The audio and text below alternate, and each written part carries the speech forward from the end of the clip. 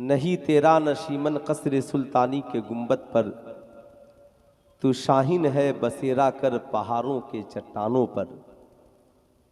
तुम खान भी हो मिर्ज़ा भी हो अफ़गान भी हो, सच बताओ कि क्या तुम मुसलमान भी हो। माइक ऑपरेटर साहब, अच्छा ये लोग शायरों से बहुत मोहब्बत करते हैं। अभी जब मेरे बाद इनकी बारी आएगी ना तो इंशाअल्लाह सारा सिस्टम अप टू डेट हो जाएगा, साउंड भी बढ़ जाएगा, सारा इंतज़ाम इनका आला किस्म का होगा, वरना नौजवान इनके ऊपर चढ़ाई कर देंगे। और बात जब ख़तीबों की आती है तो ऐसे शैतान भी नहीं चाहता कि कोई मुसलमान तकरीर सुने, इसलिए कि वो भी जानता है कि पूरी रात अगर शायरी हुई तो एक शेर भी कोई याद करके नहीं जाएगा। और अगर तकरीर हो गई तो कहीं ऐसा ना हो कि कल से मलिक बाज़ार में कितने लोग शराब पीने से तौबा कर लें, जहेज़ मांगने से तौबा कर लें। इसलिए आप नात भी सुने, ज़रूर सुने। नात सुनने से ईमान ताज़ा होता है और तकरीर सुनने से किरदार को नई जेहत नसीब होती है। तुम खान भी हो मिर्ज़ा भी हो अफ़गान भी हो, सच बताओ कि क्या तुम मुसलमान भी हो। ज़बाने पढ़ भी लिया ला इला तो क्या हासिल, दिलो निगाह मुसलमान नहीं तो कुछ भी नहीं। हजरात, हम रबी उन नूर मनाने वाले भी हैं और शबे मेराज की खुशी मनाने वाले भी हैं। या रसूल अल्लाह, आपके आने का मकसद क्या है? तो कुरान ने कहा युअल्लिमुल किताब वल हिकमा, ये नबी इसलिए आए ताकि तुझे किताब और हिकमत सिखाएं, इल्म और हिकमत सिखाएं। तभी बानी इस्लाम ने ऐलान फरमाया तलबुल इल्म फरीज़तुन अला कुल्ले मुस्लिमिन व मुस्लिमा। मुसलमान हो, मर्द हो, औरत हो, बच्चे हो, बूढ़े हो, याद रखना नमाज बाद में फ़र्ज़ है, रोज़ा बाद में फ़र्ज़ है, हज बाद में फ़र्ज़ है, ज़कात बाद में फ़र्ज़ है। या रसूल अल्लाह, तालीम? तो अल्लाह के नबी फरमाते हैं तालीम पहले फ़र्ज़ है। मर्द हो तो भी पढ़े, औरत हो तो भी पढ़े, बच्चा हो तो भी पढ़े, बूढ़ा हो तो भी पढ़े। या रसूल अल्लाह, कब से पढ़े? याद रखिएगा, बच्चा बालिग होगा तो नमाज पढ़ेगा, बच्चा बालिग होगा तो रोज़ा रखेगा, साहब इस्तेतात होगा तो हज करेगा, साहब निसाब होगा तो ज़कात देगा। मगर या रसूल अल्लाह, तालीम हासिल करना, शिक्षा ग्रहण करना, अल्लाह के नबी फरमाते हैं उतलुबुल इल्मा मिनल महदे इलल लहद, इल्म हासिल करो माँ की गोद से लेकर के कब्र की मंजिल तक। अब ज़रा ठहर कर मुझे कहने दो, आज मेरी तकरीर का उन्वान है तालीम का मकसद क्या है, क्यों इंसान को तालीम से जुड़ना चाहिए, तालीम इंसान के लिए क्यों ज़रूरी है। इस्लाम ने नमाज से पहले, रोज़ा से पहले, हज व ज़कात से पहले तालीम की बात क्यों की। आमिना के लाल ने मस्जिद नबवी की तामीर से पहले सुफ़ा जैसे चबूतरे पर सहाबे कराम को क्यों पढ़ाया। ज़रा ठहर कर जानने की ज़रूरत है। आज का इंसान समझता है शायद जाहिल दौलत की वजह से आलिम से बढ़ जाएगा। सरकार मौलाए कायनात से किसी ने कहा हुजूर, बड़े बड़े अमीर दुनिया में घूम रहे हैं, आका आपके पास दौलत तो नहीं है, आपके पास सरवत तो नहीं है। सरकार मौलाए कायनात फरमाते हैं मैं अपने रब के फैसले पर खुश हूँ कि अल्लाह ने लोगों के हिस्से में दौलत दी और मेरे हिस्से में इल्म दिया है। याद रखिएगा, मैं अपने रब के फैसले पर राजी हूँ, मौला ने मुझे इल्म की दौलत से माला माल किया है। सारी दुनिया की दौलत एक तरफ और तालीम एक तरफ। कुरान कहता है हल यस्तविल्लज़ीना यालमूना वल्लज़ीना ला यालमून, तुम क्या समझते हो पढ़े लिखे और जाहिल दोनों बराबर है? ऐसा नहीं हो सकता।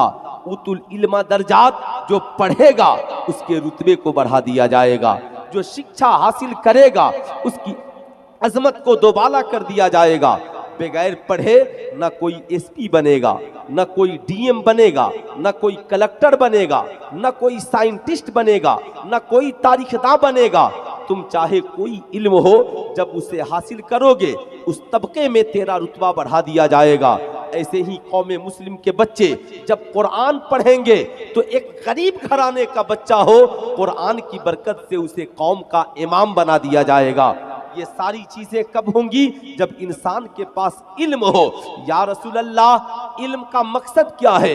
अल्लाह के नबी फरमाते हैं, अल्लाह के नबी सल्लल्लाहु अलैहि वसल्लम फरमाते हैं, अल इल्मु नूरुन, इल्म एक नूर है, इल्म एक रोशनी है, इल्म एक प्रकाश है, इल्म एक चराग है।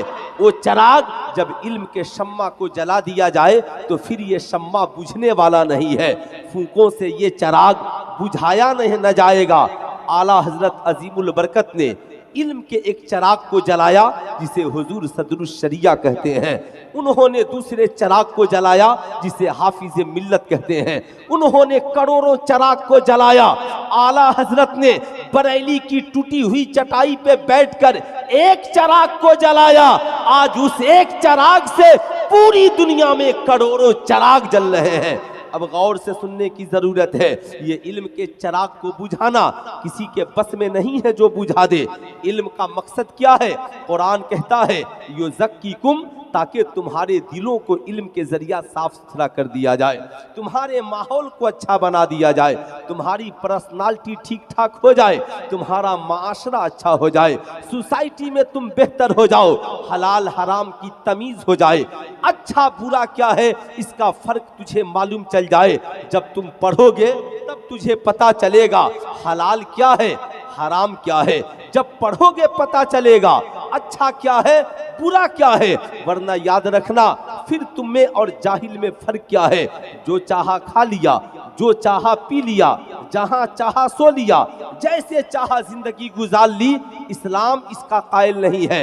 आजकल लोग कहते हैं मौलाना हमारा जिस्म हमारी मर्जी, हम चाहे जैसे खाएं, हम चाहे जैसे पिए। आज सोशल मीडिया पर, इलेक्ट्रॉनिक मीडिया पर, टीवी पर भारत की महिलाएं डिबेट करती हैं, हम किसी मौलवी के कहने पे दुपट्टा क्यों ओढ़ेंगे, हम किसी मौलवी के कहने पे अपने लिबास को क्यों संवारेंगे, हम किसी मौलवी के कहने पे अपनी जिंदगी को क्यों गुजारेंगे। ये मुख्तसर मौलवी सारी दुनिया पे हुक्मरानी करेंगे, हम उनके बताने के मुताबिक जिंदगी गुजारेंगे।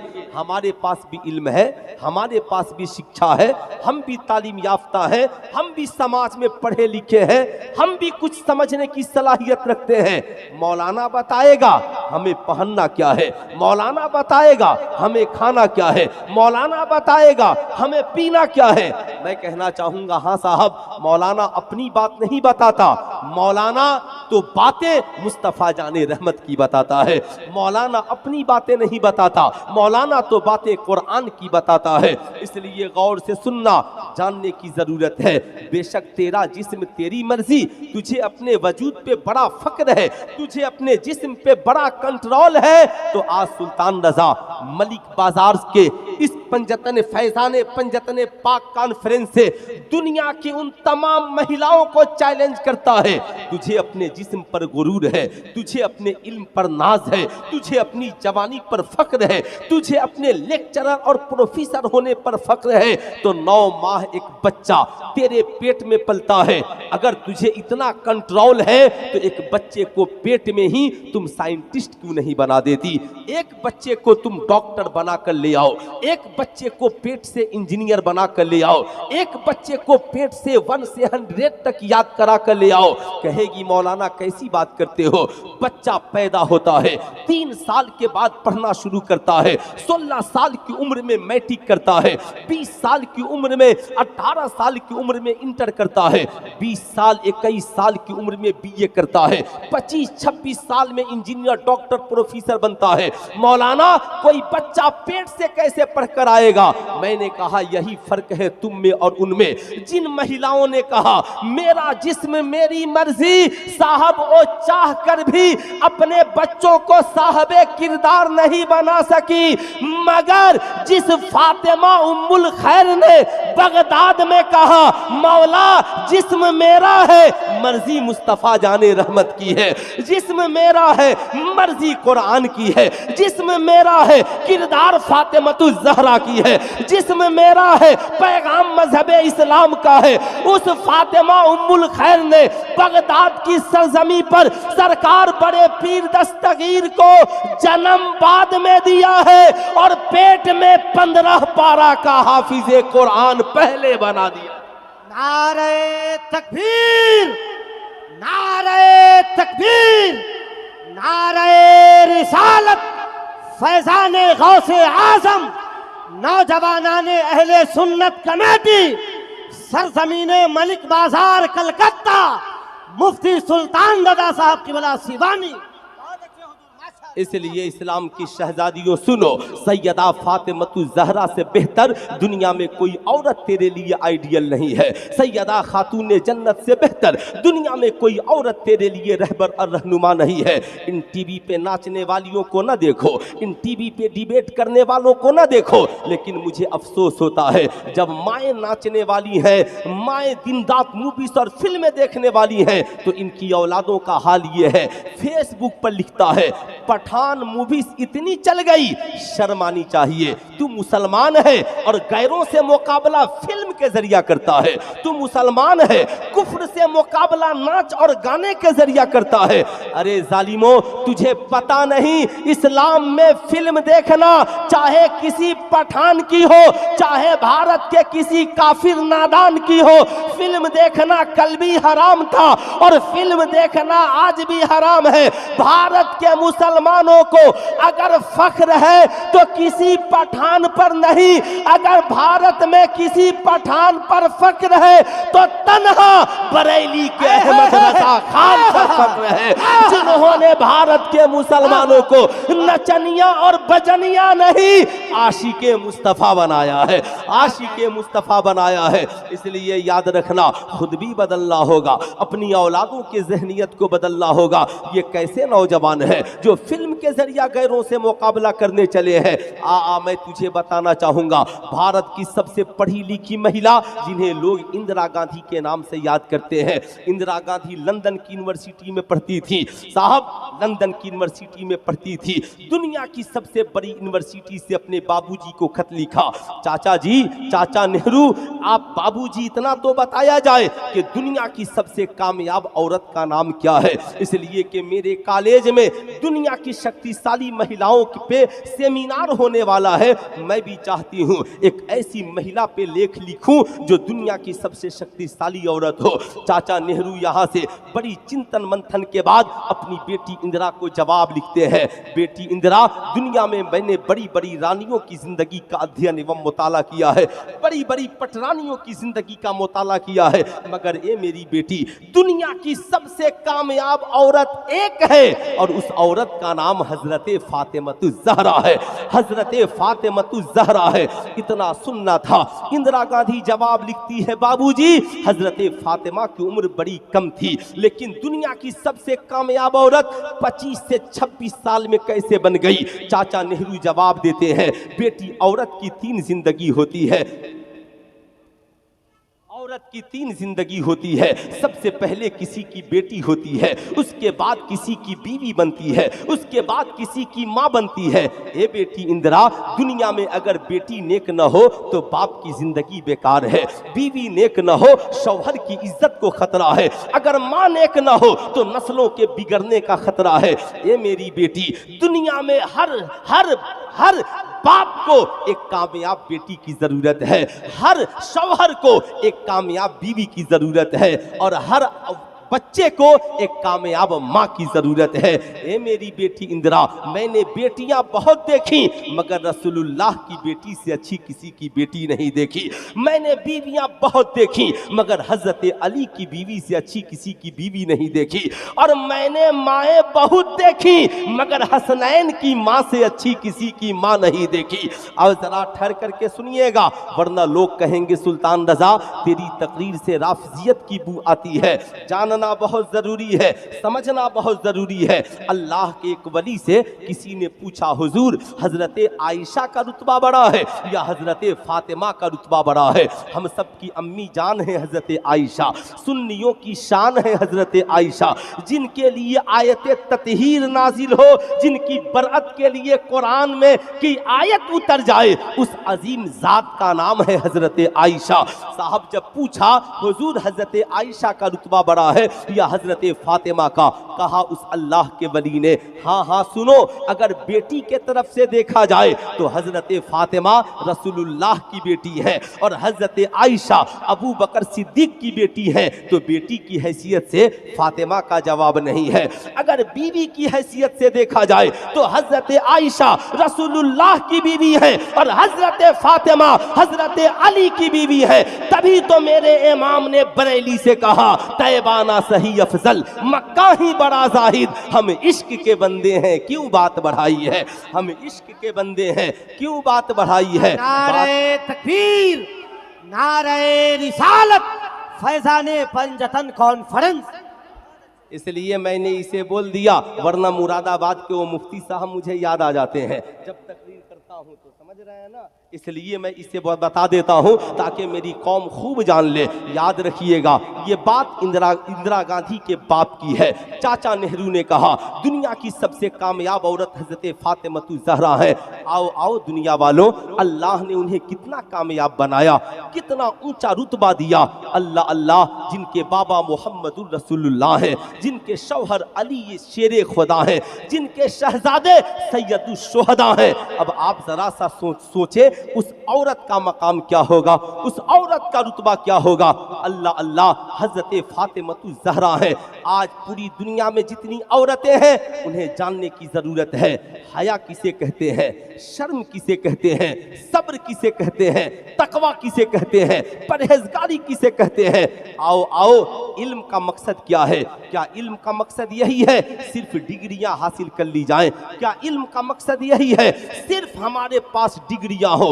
मैंने बीए कर लिया है, मैंने एमए कर लिया है, मैंने इंटर कर लिया है, मैं डॉक्टर बन चुका हूं, मैं इंजीनियर बन चुका हूं, मैं प्रोफेसर बन चुका हूं। बुरा न मानना, कोई इंसान डॉक्टर हो, रात को शराब के नशे में डूब जाता हो, लोग कहेंगे डॉक्टर है मगर चरित्रहीन है, किरदार का अच्छा नहीं है। कोई इंजीनियर हो, जुआ के अड्डे का बाजार, जुआ का अड्डा चला रहा हो, लोग कहेंगे पढ़ा लिखा है मगर इसका चरित्र ठीक नहीं है, किरदारों करेक्टर अच्छा नहीं है। इसलिए कि तालीम के साथ किरदार की भी जरूरत है, तालीम के साथ अच्छे करेक्टर की भी जरूरत है। आज मदरसों में क्यों, मदरसों की तालीम पे सारे लोग जोर देते हैं। मौलाना साहब हजरत अल्लामा गुलाम आसी साहब किबला, मदरसों को मॉडलाइज कीजिए। मदरसों में कंप्यूटर भी हो, मदरसों में साइंस भी हो, मदरसों में इंग्लिश भी हो। आज भारत का सबसे ज्यादा बजट शिक्षा विभाग पे खर्च किया जाता है। मैं कहता हूँ बेशक मदरसों में सबको संवारना जरूरी है, लेकिन मदरसों में अल्हम्दुलिल्लाह अब साहब वो पहले वाला दौर नहीं रहा। एक आलिम तन्हा इस वक्त स्कूल में भी होता है, मदरसे में भी होता है, मस्जिद में भी होता है, हर जगह एक आलिम अपनी जिम्मेदारी के लिए खड़ा होता है। लेकिन कितने परसेंट बच्चे मदरसे में पढ़ते हैं? मैं जानता हूं आज इस वक्त सैकड़ों नहीं करोड़ों आलिम हैं जो इंग्लिश भी जानते हैं, मैथ भी जानते हैं, हिंदी भी जानते हैं, उर्दू भी जानते हैं, अरबी भी जानते हैं, फारसी भी जानते हैं। साहब यहाँ पर एक से एक ऐसे आलिम बैठे हुए हैं। फकीर खुद मदरसे में भी पढ़ाता है, स्कूल में भी पढ़ाता है, जाहिर सी बात है आपके दरमियान भी आता है। लेकिन मैं आपसे पूछना चाहता हूं, ये 1% बच्चे जो मदरसे में पढ़ते हैं, जब ये वारिसे उलूमे नबविया की शक्ल में निकलते हैं, नबी के इल्म का वारिस बनकर मदरसे से निकलते हैं, तन्हा कौम को मस्जिद में खिताब करते हैं, ऐ लोगों शराब न पीना, ऐ लोगों जना न करना, ऐ लोगों जुआ न खेलना, ऐ लोगों किसी की बहू बेटी पे गंदी नजरें न डालना, ऐ लोगों तुझे पता है माँ के कदमों के नीचे जन्नत है, बाप जन्नत का दरवाजा है। ऐ लोगों सुनो सुनो, समाज में कभी जुए का बाजार गर्म न करना, रिश्वत न लेना, सूद न खाना, अच्छा व्यक्ति और इंसान बनकर रहना, ये 1% जो उलमा की जमात है, हुफ़ाज़े कराम की जमात है, इन्हें जहां खड़े कर दो, जहां ये खड़े होंगे, कौम की भलाई की बातें, कौम की अच्छाई की बातें। मगर 99% हमारी कौम के बेटे और बेटियां स्कूलों में पढ़ते हैं, कॉलेजों में पढ़ते हैं। आपने कभी इन्हें भी सुना है घर में आकर कहा हो माँ नाच गाना गलत है, मेरी बहन याद रखना किरदार अच्छा बना कर रहो। इनका हाल ये है, जब चाहा रिमोट उठाया टीवी पे नाच गाना लगा दिया, जब चाहा शराब की बोतलें पी ली माज़ल्ला, जब चाहा साहब जाकर लॉटरी का टिकट खरीद लिया, जब चाहा बाप को गालियां दे दी, जब चाहा भाई को बुरा भला कह दिया, जब चाहा ऐशो इशरत के लिए निकल पड़े। सवाल ये उठता है 1% जो बच्चे मदरसे में मुसलमानों के पढ़ते हैं, इन्हें संवारना जरूरी है, या जो 99% स्कूलों और कॉलेजों में पढ़ते हैं, इनका मुहासबा जरूरी है। मैं आपसे कहना चाहूंगा, मदरसों का बहुत हिसाब लिया आपने, अभी जरा कॉलेजों का भी हिसाब लीजिए, कभी स्कूलों का भी हिसाब लीजिए। जाकर कॉलेजों में पूछिए प्रोफेसर साहब, मेरा बेटा कॉलेज में आने से पहले बाप की भी इज्जत करता था, माँ की भी इज्जत करता था, माँ की भी इज्जत करता था, मगर जब से कॉलेज में इसने कदम रखा है, तब से कलम के बजाय ये तो तमचे और बंदूक रखने वाला बन गया है, माशाल्लाह शराब पीने वाला बन गया है, जुआ खेलने वाला बन गया है, रात रात भर मूवीज और फिल्में देखता है, किसी की सुनने को तैयार नहीं होता है। मेरी बेटी आवारा नहीं थी, कॉलेज में आने के बाद सिगरेट पीने लगी है, चरस अफीम और गांजा पीने लगी है, कभी तो किसी से बात नहीं करती थी, अपने भाई से बात करने में शर्माती थी, अब तो कलकत्ते की गलियों में बॉयफ्रेंड लेकर घूमने वाली बन गई है। ये वक्त का अलमिया है, वक्त का तमाशा है। बताएं आखिर हमारी बेटी का अंजाम क्या होगा? कॉलेज का प्रोफेसर कहेगा, ओ साहब याद रखना मैं यहाँ पर किताबें पढ़ाने आया हूँ, किसी को किरदार सिखाने नहीं आया। वो चाहे माज़ल्लाह शराब पिए मैं क्या करूँ, वो जुआ खेले मैं क्या करूँ, मैं किताबें पढ़ा सकता हूँ, उसके किरदार को अच्छा नहीं बना सकता। अब 99% जहाँ पढ़ते हैं, नर्सरी से लेकर PhD तक, वहाँ सिर्फ किताबें पढ़ाई जाती हैं। ये नहीं बताया जाता बाप का अदब क्या है, माँ का अदब क्या है, भाई की मोहब्बत क्या है, समाज में क्या हलाल है क्या हराम है। लेकिन ये 1% बच्चे जो मदरसे में पढ़ते हैं, जब ये मदरसे में कदम रखते हैं, कुरान भी पढ़ाया जाता है, साथ में नबी का किरदार भी सिखाया जाता है। बेटियां जब पढ़ने जाती हैं, उन्हें कुरान भी पढ़ाया जाता है, साथ में सीरत मुस्तफ़ा की तालीम भी दी जाती है। अब सवाल ये उठता है, इस 99% को साहब समाज में कैसे अच्छा किया जाए, इस 99% को कैसे संवारा जाए? इसके लिए मैं वो मौलवी नहीं ऑपरेशन करके छोड़ दूं। मैं आपको ये बताना चाहता हूं, आपको अल्लाह ने दौलतें दी है ना, प्ले स्कूल के नाम पे बर्बाद न करो, मदर टेरेसा के नाम पे बर्बाद मत करो, इमानुअल और DPS के नाम पे बर्बाद न करो। बच्चे 6 साल के होते हैं, तब जाकर क्लास 1 में उनका दाखिला होता है। ये जो 3 साल से 6 साल की उम्र है ना, हर बेटा और बेटी को मदरसों में लेकर के जाओ और मदरसे में इस्लामिक प्ले स्कूल खोलो, नर्सरी LKG UKG वहां चलाओ, एक अच्छा आलिम एक हाफिज बहाल करो, 2 बेहतरीन टीचर बहाल करो और कहो साहब हम इनके बचपन को तुम्हारी मर्जी से नहीं, इस्लाम की मर्जी से संवारना चाहते हैं। अपने बच्चों को वहां पर लेकर जाओ। अगर आपने ऐसा नहीं किया, चाहे 1 करोड़ जलसे आने वाले दिनों में हो, चाहे 1 अरब तावीज़ें लिख दी जाएं, याद रखना आपका माहौल कैसे संवरेगा, ये आपको सोचने की जरूरत है। इन बच्चों की माथों पर आपको इस्लाम की तहरीर लिखनी पड़ेगी।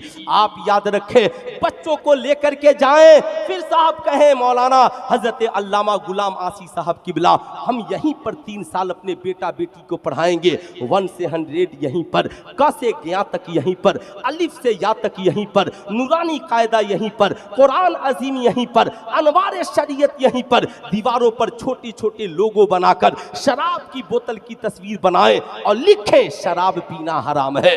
जहेज के सामान की तस्वीर बनाएं, लिखें जहेज मांगना हराम है। माँ के कदमों के नीचे जन्नत है, बाप जन्नत का दरवाजा है। शराब पीना, चरस अफीम गांजा पीना हराम है, सूद खाना हराम है, रिश्वत लेना हराम है।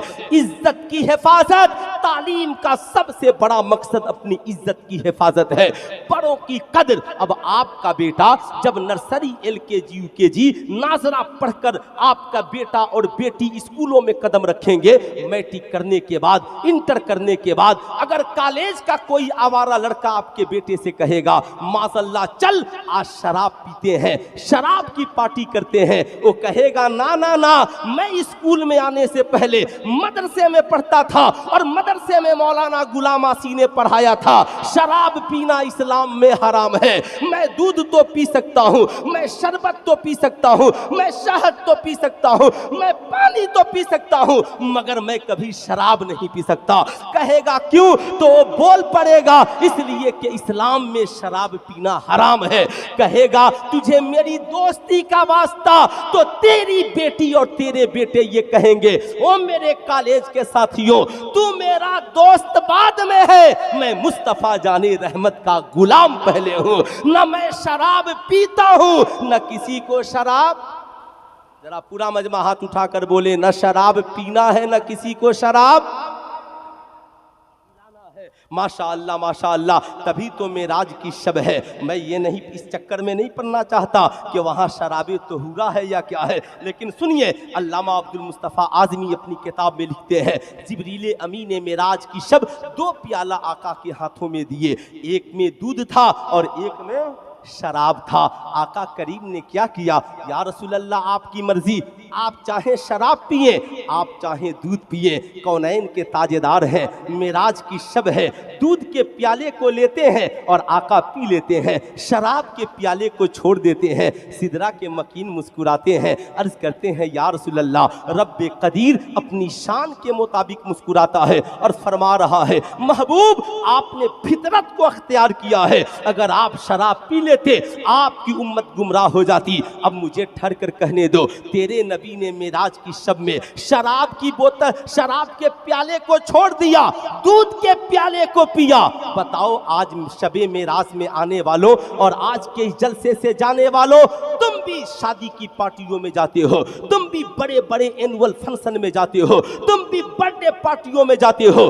बंगाल का कोई तेरा साथी कहे चल माशल्लाह चर्च पीते हैं, चल माशल्लाह अफीम पीते हैं, चल माशल्लाह शराब पीते हैं, स्मोकिंग और हीरोइन पीते हैं, कहना ना ना ना मैं कभी नहीं पी सकता। कहेगा क्यों? कहा नबी ने नहीं पिया। जरा हाथ उठाकर बोल दे नबी ने, पीछे वाले भी हाथ उठाकर बोल दे नबी ने नहीं पिया, इसलिए हम भी नहीं पिएंगे। पूछेगा क्यों? कह देना आका फरमाते हैं शराब तमाम बुराइयों की जड़ है, जो शराब पी लेता है उसकी अक्ल खत्म हो जाती है। एक शराबी भूल जाता है हलाल क्या है हराम क्या है, अच्छा क्या है बुरा क्या है, माँ कौन है बेटी कौन है, बीवी कौन है बहन कौन है, शराबी भूल जाता है। यही वजह है भारत की सड़कों पे लिखा रहता है शराब पीकर गाड़ी चलाना मना है। मैंने कहा साहब शराब पीकर गाड़ी चलाना क्यों मना है? साहब पुलिस वाले कहेंगे मौलाना नहीं मालूम,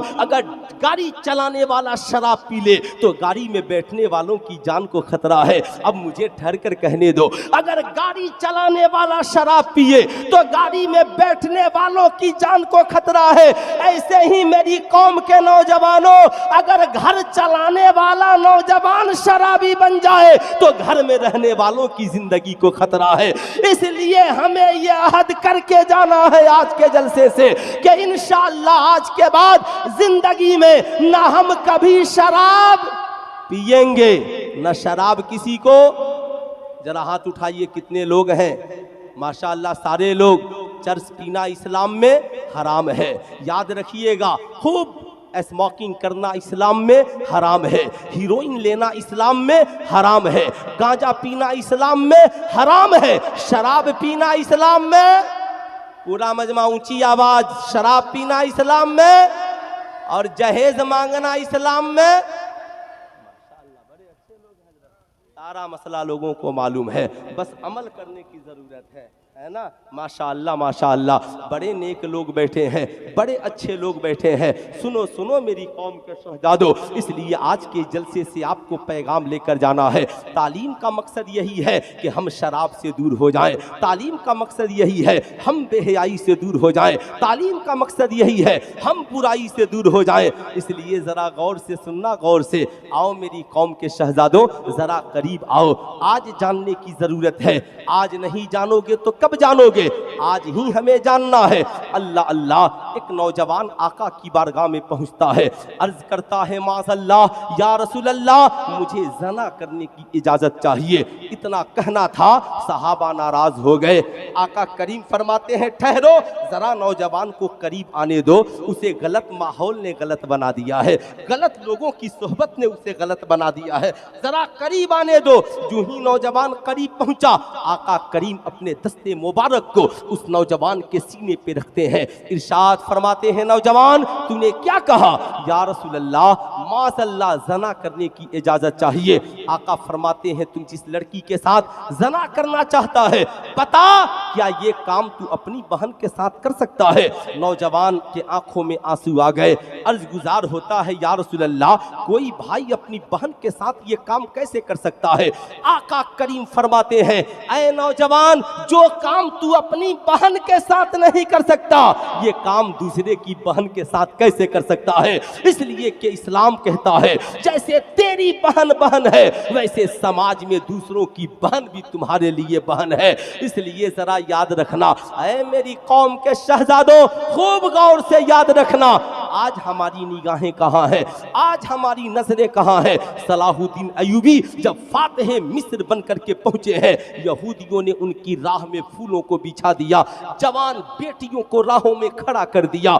सलाहुद्दीन अय्यूबी ठहर गए, कहा बता तूने फूलों को क्यों बिछाया है? कहा बादशाह आपके इस्तकबाल में आप फातिह मिस्र हैं। कहा इन लड़कियों को क्यों खड़ा कर दिया है? कहा ये दस्तूर रहा है, जो भी यहाँ का बादशाह बनता है, गवर्नर, लड़कियां उनकी खिदमत करती हैं। सुनो सलाहुद्दीन अय्यूबी ने क्या पैगाम दिया। कहा ऐ यहूदियों, इन फूलों को उठाओ। सलाहुद्दीन फूलों को मसलने नहीं आया, फूलों की हिफाजत करने के लिए आया है, फूलों की हिफाजत करने के लिए आया है। और इन हसीनो जमीन लड़कियों को घरों पे भेज दो, इनका वजीफा मुकर्रर कर दो। तुम क्या चाहते हो? अय्यूबी की तलवार इन हसीन लड़कियों के जुल्फों में उलझ जाए। ऐ मेरी कौम के शहजादों, तुम स्कूलों में पढ़ते हो, तुम ट्यूशन सेंटर में पढ़ते हो, तुम कॉलेजों में पढ़ते हो।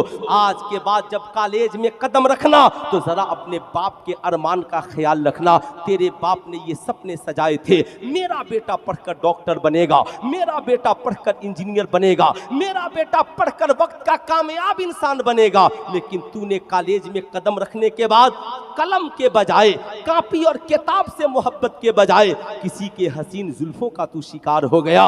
इसलिए सलाहुद्दीन अय्यूबी के पैगाम को याद रखना, अपने कलम को किसी हसीना के जुल्फों में न उलझाना, बल्कि अपने कलम की भी हिफाजत करना और भारत के बेटियों की इज्जत की भी हिफाजत करना। जमाने को दरसे वफा देना। हम इज्जत लूटने के लिए नहीं आए, हम इज्जत की हिफाजत करने के लिए आए हैं।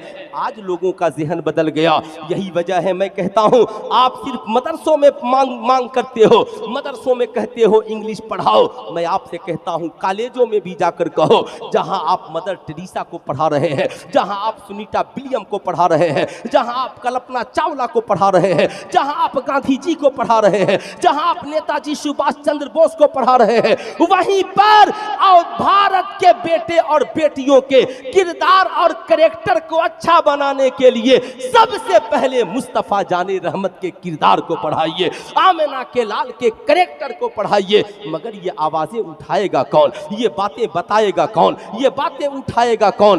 जाहिर सी बात है आज उठाने वाले की जरूरत है। तभी तो डॉक्टर इकबाल ने कहा, क्या बात है कि हस्ती मिट्टी नहीं हमारी, सदियों रहा है दुश्मन दौरे ज़मा हमारा, सदियों रहा है दुश्मन दौरे ज़मा हमारा। ऐ लोगों, जमाना बदले या न बदले, लेकिन आपको अपने माहौल को बदलना होगा, आपको अपने इखलाक को बदलना होगा। अगर आपने बेटे बेटियों के बचपन की हिफाजत नहीं की तो ये जहेज के नाम पर बेटियां मारी जाती रहेंगी, जहेज के नाम पे ये लड़के ससुराल में बेचे जाते रहेंगे। इसलिए अपने मिजाज को बदलना होगा। कितने लोग बदलना चाहते हैं? जरा हाथ उठाकर बोलें तो सुभान अल्लाह। माशाअल्लाह सारे लोग, लेकिन कैसे बदलिएगा? आप तो एक इमाम को मजबूत नहीं करते हैं, फिर समाज कैसे मजबूत होगा? अपनी अपनी बस्ती के इमाम के हाथों को मजबूत कीजिए, फिर देखिए जिंदगी में इनकलाब। मेराज की शब है, आमिना के लाल है, अल्लाह अल्लाह, मुस्तफ़ा जाने रहमत की सवारी अक्सा में पहुँचती है। आका करीम जब अक्सा में पहुँचे हैं, हज़रत आदम अलैहिस्सलाम से लेकर हज़रत ईसा अलैहिस्सलाम तक सारे अंबिया मुस्तफ़ा जाने रहमत की ताज़ीम के लिए खड़े हैं। अल्लाह अल्लाह, गौर से सुनना कि हज़रत आदम भी खड़े हैं, हज़रत इब्राहिम भी खड़े हैं। एक बार भी हज़रत आदम ने नहीं कहा आने वाला मेरा बेटा है, मैं बाप हूँ, ताज़ीम के लिए क्यों खड़ा हो जाऊँ। एक बार भी हज़रत इब्राहिम ने नहीं कहा मैं तो हुजूर का जद्दे आला हूँ, मैं ताज़ीम के लिए क्यों खड़ा हो जाऊँ। बल्कि हज़रत आदम खड़े हैं, ज़माने को बता रहे हैं आने वाला मेरा शहजादा है, मगर आज मैं मस्जिद अक्सा में मुक्तदी बनकर आया हूँ, मेरा शहजादा इमाम बनकर के आया है, मैं अपने इमाम की ताज़ीम के लिए खड़ा हूँ। सुल्तान रज़ा आपसे पूछना चाहता है, कलकत्ता की गलियों में घूमने वालों, क्या तेरा भी इमाम तेरे सामने आता है? आप भी उसकी ताज़ीम के लिए खड़े होते हो? क्या तुम भी अपने इमाम के इस्तकबाल के लिए खड़े होते हो? क्या तुम भी अपने इमाम की इज्जत के लिए खड़े होते हो? नहीं नहीं, इमाम इमाम होता है। इसलिए याद रखिएगा, इमाम की ताज़ीम जरूरी है, इसलिए हजरत आदम की ये सुन्नत है, याद रखना। इसलिए आज जिस पुरफितन दौर में हम जी रहे हैं, खूब याद रखने की जरूरत है। आला हजरत अजीमुल बरकत ने क्या लिखा? मजार शरीफ पर एक चादर चढ़ाओ और जब तक चादर बदलने के लायक न हो दूसरी चादर चढ़ाने की जरूरत नहीं है। आज मैं आपसे पूछना चाहता हूं, आप जहां पर खड़े हो बस बगल में उड़ीसा है, उड़ीसा में भद्रक है, सरकार मुजाहिद मिल्लत का आस्ताना है। मैं आपसे पूछना चाहता हूं, सरकार मुजाहिद मिल्लत का आस्ताना पहले बना है या वहां पे मदरसा पहले बना है? आप कहेंगे सुल्तान रज़ा खानकाह की तामीर बाद में है, वहां पर मजार की तामीर बाद में है, मगर दरसगाह की तामीर पहले है। क्यों? इसलिए कि ये अल्लाह वाले चाहते थे, जानते थे कि अगर सिर्फ मजारों की तामीर हो तो यहाँ पर आलिम नहीं, यहाँ मजाविर पैदा होंगे। जब मजाविर पैदा होंगे चादरें बिकेंगी, गागर बिकेगा, मोमबत्ती बेचेंगे, अगरबत्ती बेचेंगे, फिर क्या होगा? ये कौम और समाज को बेचने वाले बन जाएंगे, जिन्हें सही से नियत याद नहीं, जिन्हें सही से कलमा याद नहीं। साहब ये बैठकर बुजुर्गों के मजार पर साहब इस्लाम का सौदा करेंगे, चादर का सौदा करेंगे, गागर का सौदा करेंगे। इसलिए सरकार मुजाहिद मिल्लत ने मजार की तामीर बाद में और दरसगाह की तामीर पहले कराई, ताकि यहाँ मजाविर नहीं कौम के आलिम पैदा किए जाएं। इसलिए कि मजाविर पैदा होंगे, चादर बेचने वाले बनेंगे, आलिम पैदा होंगे, इस्लाम की तबलीग करने वाले होंगे, नबी के किरदार की तबलीग करने वाले होंगे, चादर की भी हिफाजत करेंगे और अल्लाह के वलियों के मजार की अजमत को भी बयान करेंगे। जाहिर सी बात है, आज हम जिस समाज में जीवित हैं, जिंदा हैं, आप भी तो कम नहीं हैं। आपका भी हाल ये है, जुमरात को चले जाते हो, जाहिल मजाविर से जाकर आहिस्ता से कहते हो जरा बेटी के लिए एक तावीज़ दे दो, बेटे के लिए एक तावीज़ दे दो। जिसे सही से सूरह फातिहा पढ़ने नहीं आता वो मजार शरीफ से अगरबत्ती के वो क्या कहते हैं मिट्टी को उठाता है और कागज में लपेट कर तुझे देता है, इसे खोलना मत, मोमजामा करके पहन लेना।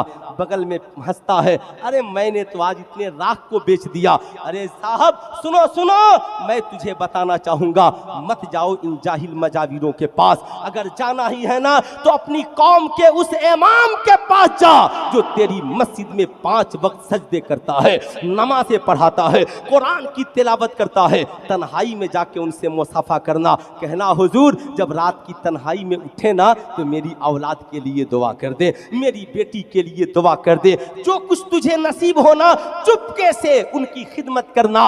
जब तेरा इमाम इमाम खुश होकर सजदा करेगा और उठकर दुआएं करेगा, इंशाअल्लाह वो भी खुशहाल होगा, पूरा इलाका खुशहाल होगा। इसलिए याद रखिएगा, इन आलिमों की कदर कीजिए।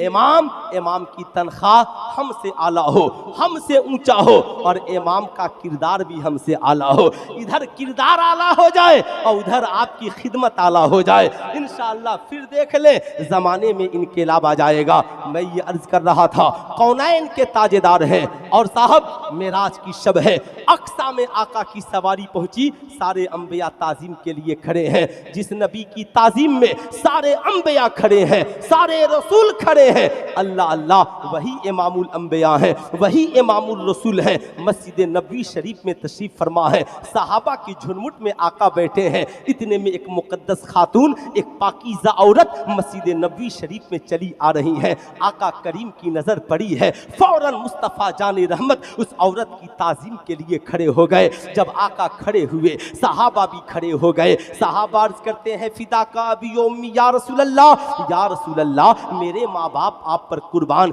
ए आका जी, सारी दुनिया आपकी ताजीम करती है, ये कौन पाकीज़ा खातून है जिनकी ताजीम के लिए मेरा पैगंबर खड़ा है? कौनैन के ताजेदार मुस्कुराते हैं और मुस्कुरा कर कहते हैं, मेरे सहाबा तुझे नहीं मालूम तेरा नबी जिस औरत की ताजीम के लिए खड़ा है, यह औरत कोई और नहीं, मेरी दूध पिलाने वाली माँ हजरत दाई हलीमा है, जिनकी ताजीम के लिए तेरा पैगंबर खड़ा है। सुल्तान रजा कहना चाहेगा, ऐ मेरी कौम के नौजवानों, ऐसा तो नहीं हम सिर्फ जलसों में उलझ कर रह गए, ऐसा तो नहीं सिर्फ हम नारों में उलझ के रह गए, ऐसा तो नहीं हम सिर्फ वाह वाह में उलझ के रह गए, नबी की सीरत को भूल गए, नबी के किरदार को भूल गए, आमिना के लाल के कैरेक्टर को भूल गए। आका सिर्फ खड़े ही नहीं हुए, आका करीम अपने कांधे से चादर मुबारक को उतारते हैं और जमीन पर बिछाते हैं और कहते हैं, अम्मी जान आपके बैठने की जगह ये है जहां आपके बेटे ने अपनी चादर बिछाई है। अब मुझे ठहर कर कहने दो, ऐ मेरी कौम के नौजवानों, क्या तुम भी कभी अपने बाप की ताजीम के लिए खड़े होते हो? क्या तुम भी कभी अपनी माँ की ताजीम के लिए खड़े होते हो? आज हमारी हालत ये है, बेटा अपने ऑफिस में चेयर पे बैठा है और बाप चपरासी की तरफ बाहर खड़ा है, बेटा पलंग पे बैठा है, माँ नीचे बैठी है, बेटा कुर्सी पे बैठा है, बाप बाहर खड़ा है।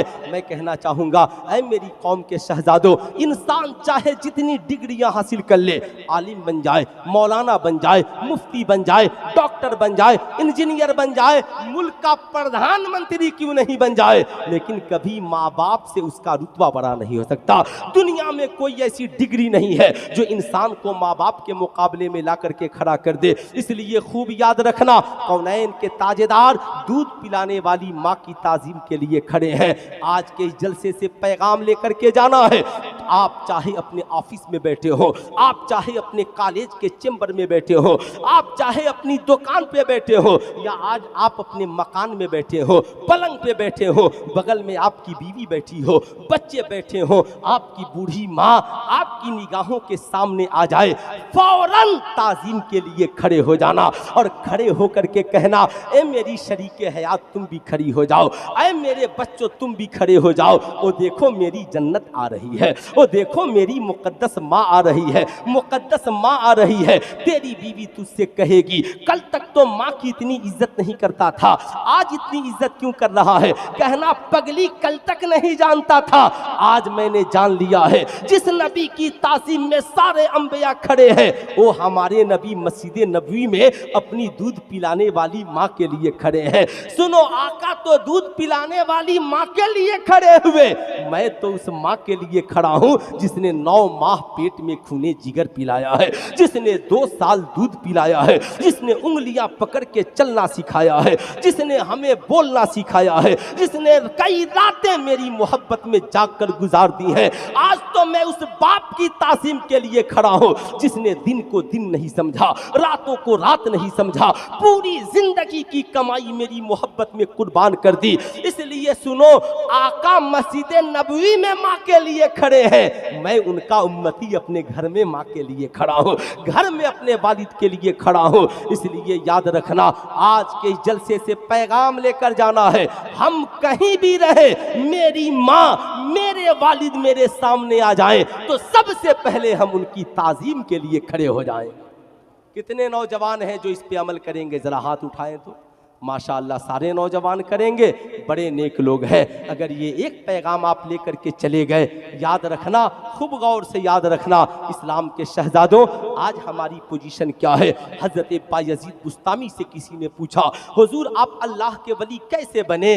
वो चादरें चढ़ाने वालों सिर्फ चादरें ही चढ़ाओगे या बुजुर्गों की अजमत के किरदार को भी अपनी जिंदगी में उतारोगे?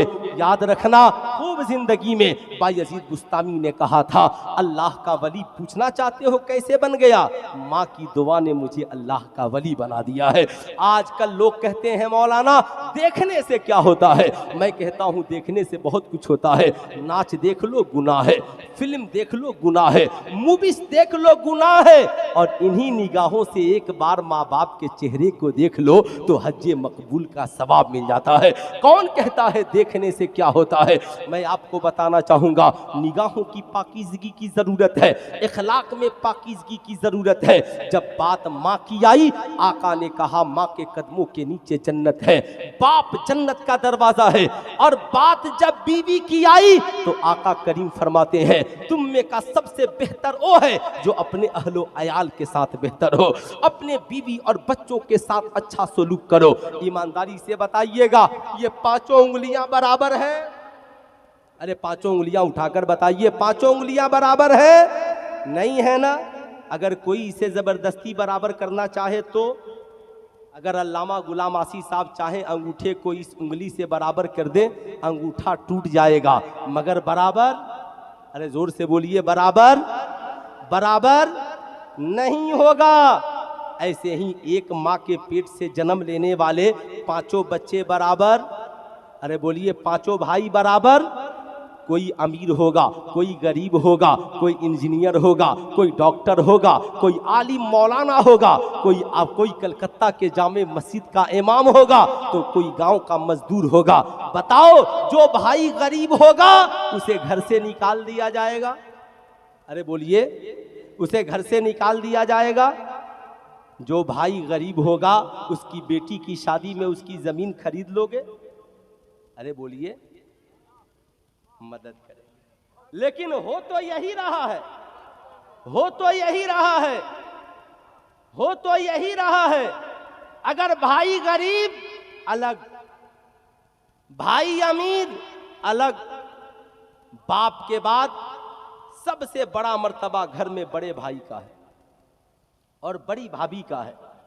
बड़ा भाई पूरी जिंदगी कमाकर बाप के साथ खिलाता रहा, छोटा भाई डॉक्टर बना, कहता है अब तेरी औलादे बहुत है, मैं तेरे साथ नहीं रह सकता। क्या एक मुसलमान का किरदार है? लेकिन आज होता यही है। समाज इतना बिगड़ गया, माहौल इतना बिगड़ गया, अगर भाई इंतकाल कर जाए तो लोग जाकर उसकी बीवी से कहते हैं सुनो बेटे की शादी करोगी, जमीन बेचना तो किसी और को न देना, मुझे दे देना। सुल्तान रजा वैसे लोगों से कहना चाहेगा जो भाई के इंतकाल के बाद उसकी बीवी से जमीन खरीद लेते हैं, भाई के विसाल के बाद उसके बच्चों का ख्याल नहीं रखते हैं, भाई गरीब हो तो उसे अलग कर देते हैं। सुल्तान रजा तुझसे पूछना चाहता है, बहुत हजरत अली के नाम का नारा लगाते हो, लेकिन मैं एक बात साफ कर देना चाहता हूं, हम अहले सुन्नत वल जमात वाले हैं। जहां अबू बकर है वहीं उमर भी होंगे, जहां उमर है वहां उस्माने गनी भी होंगे, जहां उस्माने गनी है वहां मौला अली भी होंगे, और जहां मौला अली है वहां हजरत अमीर माविया भी होंगे। याद रखिएगा, हम काट छांट कर किसी का जिक्र नहीं करते। आला हजरत ने यह तरीका बताया, अहले सुन्नत का है बेड़ा पार, असहाबे हुजूर नज्म है और नाव है इतरत रसूलुल्लाह की। आज लोगों ने तमाशा बना लिया है, जब चाहा जहां चाहा वहीं पर अली अली शुरू कर दिया। उसे पता भी नहीं है कि अली ऐन से है कि अलिफ से है, उसे इतना भी पता नहीं है। याद रखिएगा, ऐसे जाहिल शायरों के चक्कर में आपको पढ़ने की जरूरत नहीं है। उससे कह दीजिए अगर आपको मनकबत खानी करनी है, आपको अशार ही पढ़ने हैं ना, तो साहब हजरत अली के शान में भी पढ़िए, अबू बकर की शान शान में भी पढ़िए, हजरत उमर की शान में भी पढ़िए, उस्मान गनी की शान में भी पढ़िए, हजरत अमीर माविया की शान में भी पढ़िए, हजरत इमाम हसन की शान में भी पढ़िए। ऐसा नहीं होगा, याद रखना, जिसने सिर्फ सहाबा को माना, अहले बैत को छोड़ा, वो खारजी हो गए, और जिन्होंने सिर्फ अहले बैत को माना, सहाबा को छोड़ दिया, और राफिजी हो गए, और जिन्होंने दोनों के दामन को थाम लिया, वो अहले सुन्नत वल जमात हो गए।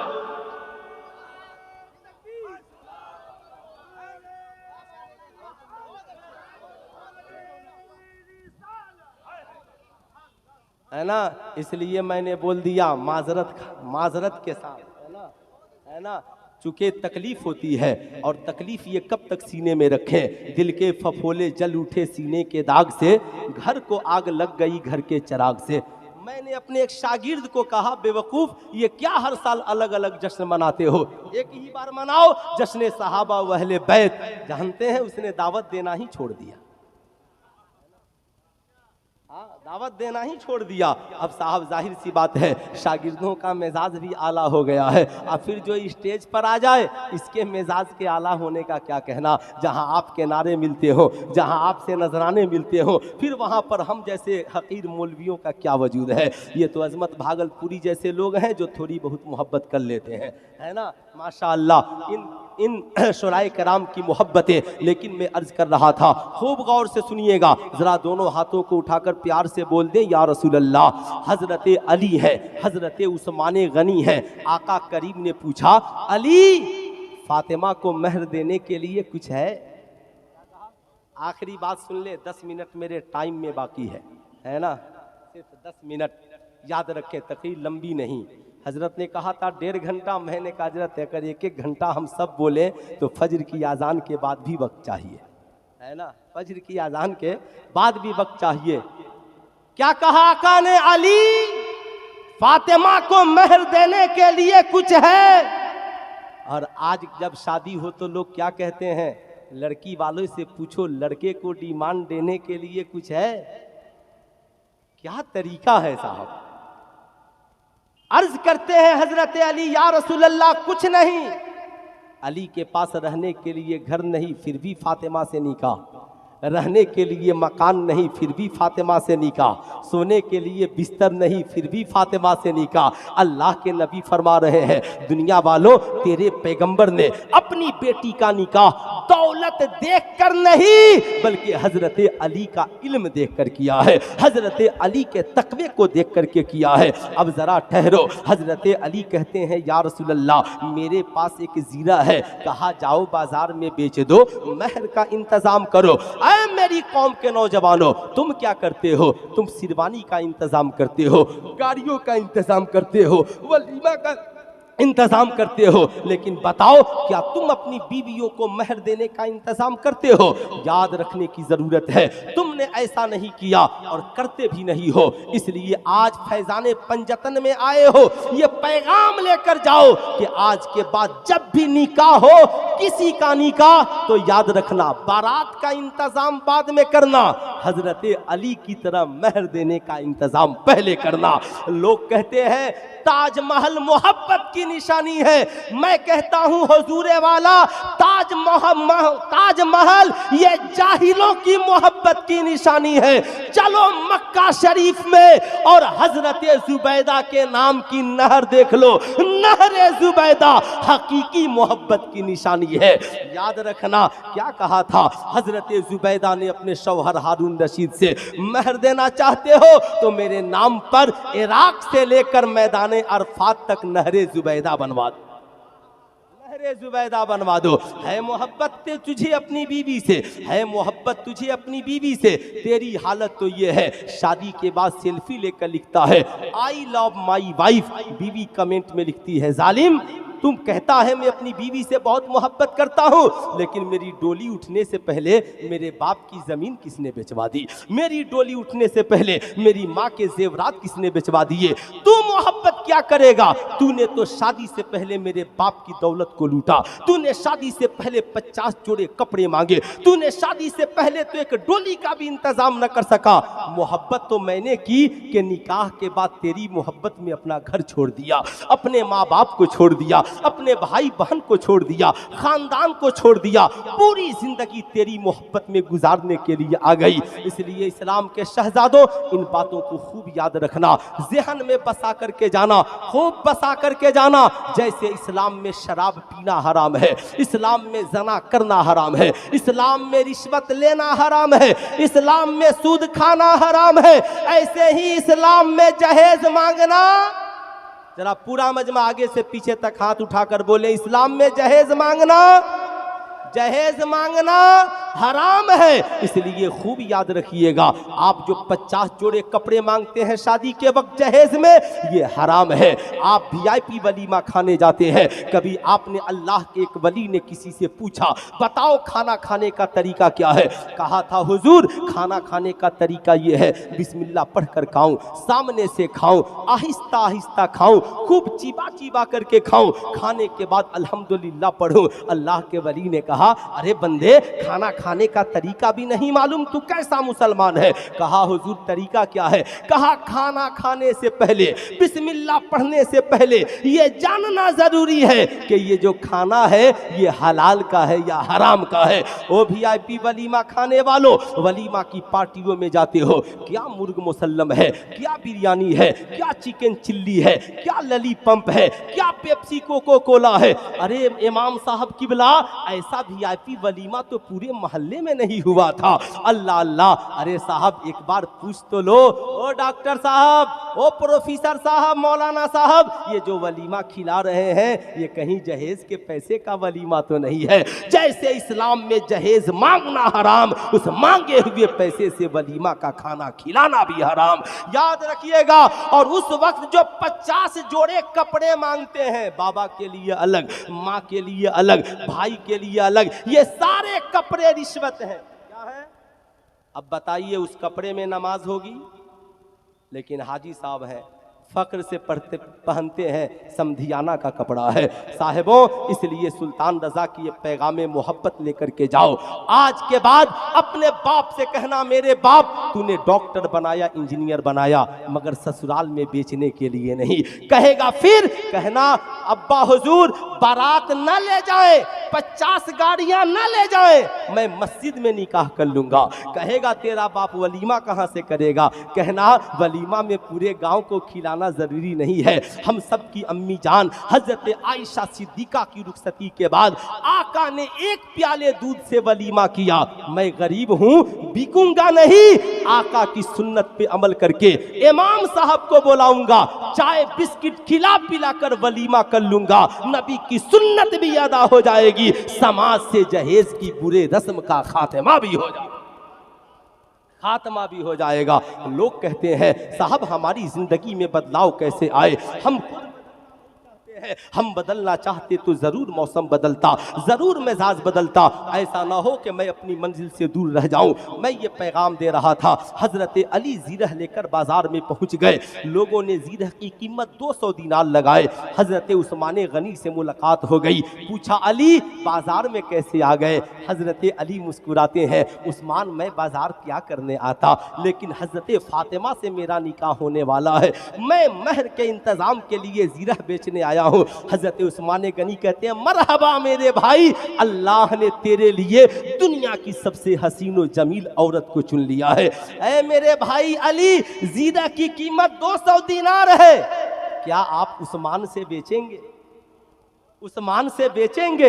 हजरत अली ने कहा हाँ आपको दे दूंगा। हजरत उस्मान गनी जेब से 200 दीनार नहीं, जितना था 400 दीनार निकाला, कहा अली ये दीनार भी ले ले और ये जीरह भी ले ले। हजरत अली भी खुददार थे, कहा उस्मान नहीं नहीं, मैं जीरह आपको दूंगा तभी पैसा लूंगा। उस्मान गनी ने 400 दिया, कहा अली फिक्र न करें, उस्मान और पैसा लेकर आएगा ताकि आपकी जरूरत पूरी हो जाए। ओ भाइयों की मजबूरियां खरीदने वालों, ओ पड़ोसियों की मजबूरियां खरीदने वालों, आज तुम अपने भाई से कहते हो जमीन मुझे नहीं दोगे तो रिश्ता खत्म हो जाएगा, पैसे भी कम देते हो, सिर्फ हजरत अली का नारा ही लगाओगे या हजरत अली की सुन्नत पे चल के भी दिखाओगे, सिर्फ उस्मान गनी का नारा ही लगाओगे या उनके तरीके पे चल के दिखाओगे। हजरत अली मुस्कुराते हुए बाजार से मस्जिद नबवी में पहुंचे। आका करीम ने पूछा अली बहुत खुश हो? कहा आका जी अपने उस्मान जो है ना, हाँ क्या हुआ? कहा हजरत उस्मान गनी ने, आका जी जीरा की कीमत तो 200 दीनार है मगर उस्मान ने मुझे खुश होकर 400 दीनार दिए हैं। आका मुस्कुराते हैं, कहते हैं बेशक अली अल्लाह ने मेरे उस्मान को गनी बनाया है। इतने में हजरत उस्मान गनी चले आए, अर्ज करते हैं आका करीम की बारगाह में सलाम अर्ज करते हैं, अर्ज करते हैं या रसूल अल्लाह मेरी क्या मजाल, मैं अपने भाई अली के जीरह को पैसे के बदले में रख लूं। आका जी एक भाई की मोहब्बत का तकाजा ये तो नहीं है कि भाई के जीरह को खरीद लिया जाए। आका जी मैंने पैसा अली को जीरह के बदले में दिया और ये जीरह आपके हाथों बतौर तोहफा हजरत अली को वापिस कर दिया। ऐ इस्लाम के शहजादों, आज के इस जलसे से पैगाम लेकर जाओ, तेरा भाई गरीब है, तेरी बहन गरीब है, तेरा पड़ोसी गरीब है। अगर गुर्बती की वजह से बेटों को पढ़ाने के लिए, बेटियों के रिश्ते के लिए अगर वो जमीन बेचते हैं तो याद रखना, तुम कहना मेरे भाई जमीन मुझे दे दो लेकिन कीमत नहीं। बोल तुझे कितने पैसे की जरूरत है, बोल कितने पैसे की जरूरत है, पैसा देकर जमीन ले ले, फिर कुछ दिनों के बाद जाकर उस जमीन को बतौर तोहफा वापिस कर दे ताकि सहाबा की सुन्नत अदा हो जाए। अल्लाह के नबी फरमाते हैं जो अपने लिए पसंद करो वो अपने भाई के लिए पसंद करो। तभी तो एक सहाबी से आका ने फरमाया जा कमाना, अपने भाई को न छोड़ना, अल्लाह किसकी वजह से तुझे रोजी दे रहा है कौन जानता है। इसलिए खाने से पहले, पीने से पहले अपने पड़ोसियों का, अपने भाइयों का ख्याल रखना, माँ का ख्याल रखना, बाप से मोहब्बत करना। नमाज मेराजुल मोमिनीन है, मोमिनों की मेराज है नमाज, तमाम गुनाहों के इलाज का नाम नमाज है। इसलिए नमाजों की पाबंदी करना, मुस्तफ़ा जाने रहमत से मोहब्बत करना। तालीम का मकसद ये नहीं हम सिर्फ इंजीनियर, डॉक्टर, प्रोफेसर, आलिम बन जाएं। तालीम का असल मकसद यही है हमारी ज़िंदगी में इनकलाब आए, हमारा किरदार अच्छा हो, हमारा इखलाक अच्छा हो, हमारी सोसाइटी बेहतर हो, समाज में हम अच्छा इंसान बनकर के जिंदा रहें। मौला करीम हमें और आपको अच्छा बनने और दूसरों को अच्छी बातें बताने की तौफीक अता फरमाए। इंशाअल्लाह फिर कभी ज़िंदगी बाकी रही, फ़कीर आया, मुलाकात होगी, बात होगी। पूरा मजमा मिलकर पढ़ लीजिए अस्तगफिरुल्लाह रब्बी मिन कुल्ली ज़ंबी व अतूबु इलैहि। पढ़ लीजिए ला इलाहा इल्लल्लाह मुहम्मदुर रसूलुल्लाह सल्लल्लाहु अलैहि वसल्लम। अस्सलामु अलैकुम।